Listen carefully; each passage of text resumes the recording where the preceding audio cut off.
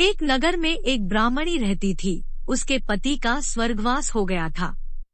उसके घर बार कुछ नहीं बचा, इसलिए सुबह से अपने पुत्र के साथ भीख मांगने निकल पड़ती थी। इस तरह से ही वह स्वयं व पुत्र का पेट पालती थी।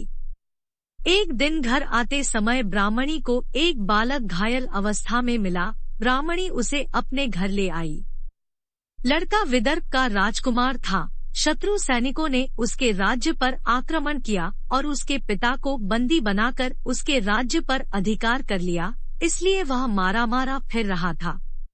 राजकुमार ब्राह्मण पुत्र के साथ ब्राह्मणी के घर रहने लगा।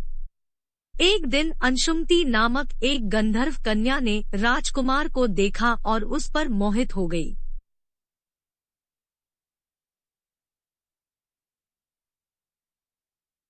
अगले दिन वह अपने माता पिता को राजकुमार से मिलाने लाई।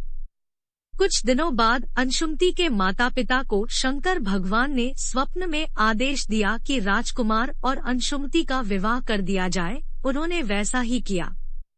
वह विधवा ब्राह्मणी प्रदोष व्रत करती थी। उनके प्रदोष व्रत का ही प्रभाव था कि राजकुमार ने गंधर्वराज की सेना की सहायता से विदर्भ से शत्रुओं को भगाया और अपने पिता का राज्य पुनः प्राप्त किया और सुखपूर्वक जीवन व्यतीत करने लगा। राजकुमार ने ब्राह्मणी के पुत्र को अपना प्रधानमंत्री बना लिया। ब्राह्मणी के प्रदोष व्रत के कारण शंकर भगवान की कृपा से जैसे राजकुमार और ब्राह्मणी पुत्र के दिन सुधर गए, वैसे ही शंकर भगवान अपने हर भक्तों पर कृपा बनाए रखते हैं और सबके दिन संवर जाते हैं।